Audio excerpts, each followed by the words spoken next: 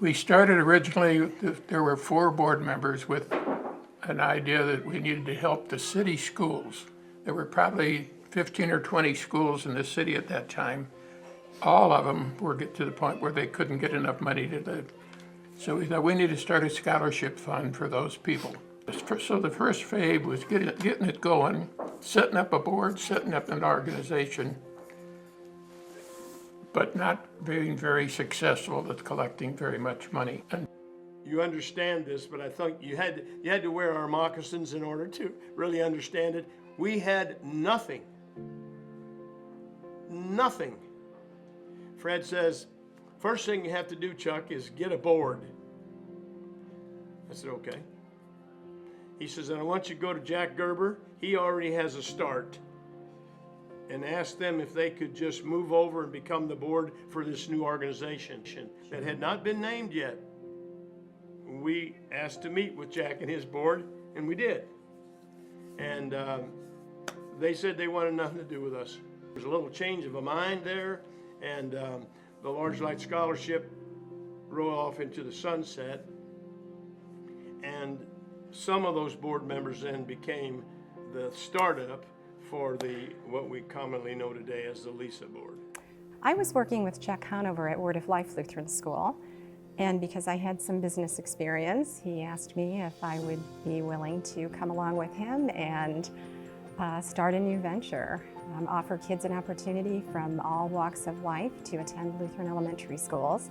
I remember Chuck saying that he wasn't sure whether or not we'd have a job in a year, but he asked me if I wanted to come along and see what we could do to bless families and kids in our community. We were the trio, and we were flying solo. And again, because of this guy and because of our creativity, we started to build nothing into something, just as an entity.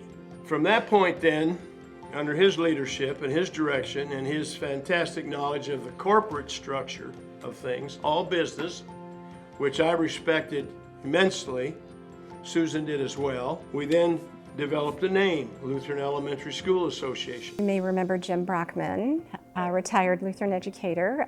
He was providing curriculum guide development and professional development for our educators several years before the LESA, as we know it now, was formed. So Jim Brockman, Chuck Conover, and I opened that office in July and August of 2004. We developed not a strategy at that time, but a pattern of objectivity. So we wanted to promote Lutheran elementary schools. We wanted to provide financial assistance to those families and children that could not afford to attend Lutheran elementary schools. And then we wanted to develop or provide another component of professional development for teachers and administrators. I think our original staff prayed very hard that LESA would be a success, that LESA would be able to fulfill its mission with God's blessings. I don't know that any of us imagined 20 years later that LESA would have given away over $7.1 million in tuition assistance. Did I know for sure that it was going to reach a level of success that it has and did? Probably not, but we were pretty confident. I don't think we ever worried about it much. We just kept going forward. And he kept asking, what's next? What's next? And with Susan being such an important piece, and Susan's work allowed Jack and I to do some things independent. Sue Nommensen was responsible for our achieving a not-for-profit status. That took time, and that took attention, and that took dedication. She also was responsible for us receiving an RSO. So in the church, that means Recognized Service Organization. We wanted to be recognized by the church. We had to be recognized by the church at large. And Susan kept us in line and through that process. We had opportunities for our schools to come to know that, yes, we were working with donors who wanted to make contributions to LESA to help children attend their schools. which was another challenge in the beginning. Getting our schools to recognize that we were a credible agency and we were going to be around for a while, and we hoped that we would be around for a while. But building that ministry with that communion of saints that really cared about children having a quality education in an environment where Jesus Christ was professed in every subject matter. I would not have dreamed that LESA could have the kind of endowment, the kind of money they have now, and give as much scholarship money as they do now. But that was, of course, we always hoped that would be the case, but it's been very successful, and I say it's successful for one reason. We respected God as a part of that organization, and it was God helping us get it done. Nor did we ever imagine that we would have 500 teachers every year attending professional development events. Nor did we imagine having the large group of ministry partners who support LESA with their prayers and their work and their financial support. I don't think we could have ever imagined the blessings at the scale that they have been bestowed upon LESA. Chuck and I weren't very bashful about asking people for assistance. In fact, we were maybe, you would say, aggressive, and it worked. I'd like to see LESA continue to be what it is and exercise the things they're doing. Stay focused again on not too much administration.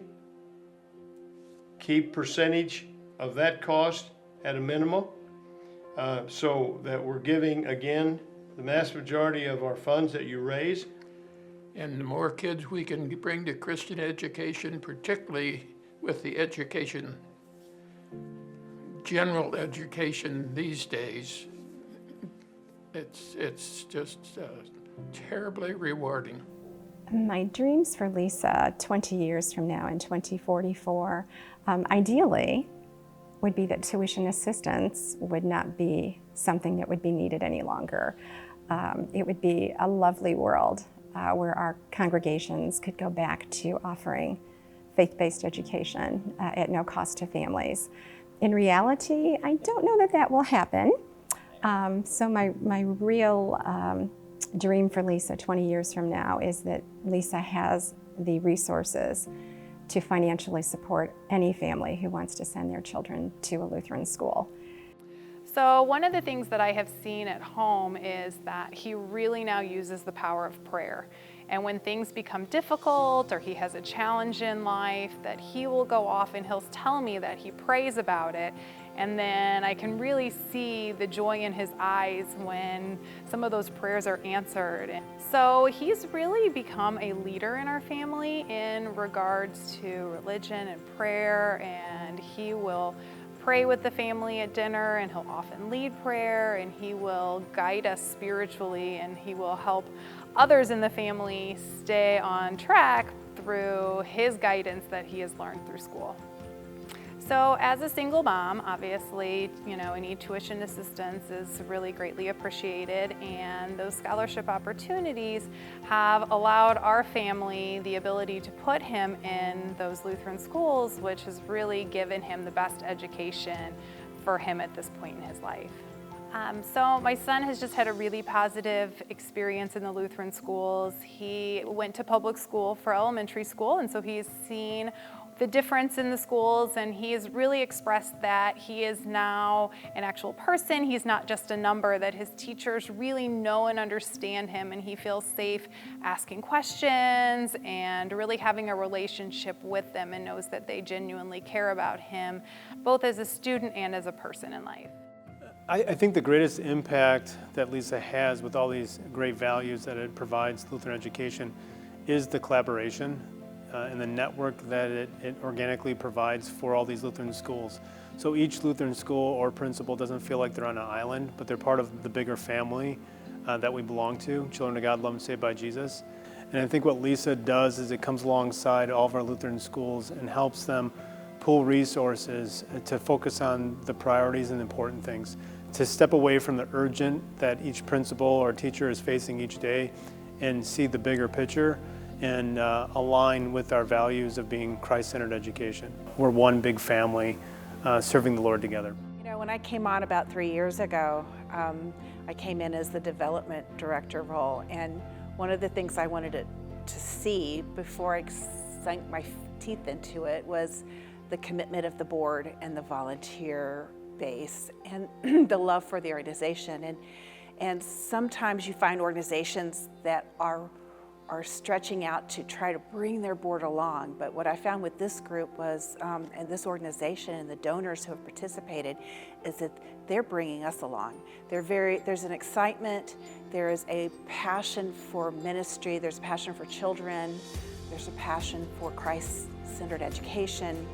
And the people who have come along with this are in love with this mission and our school. Right now, I believe LESA is acting as a catalyst for all of the schools that are within our membership. A catalyst in that we are providing access for families to get the education that they're looking for in a Lutheran school. A catalyst to help our educators and our principals become better equipped and more innovative. So I feel that has become one of LESA's roles, is overall to equip our schools and our families and our students with resources so that they can further the kingdom of God. For us to be able to help our schools across the areas, not only our financially healthy schools, but our financially unhealthy schools, we need to have the resources and the knowledge of how to utilize them. And at this point we have a lovely endowment, but as the markets go and come, we know that annual funding and those donor commitments, partnerships are going to be very important.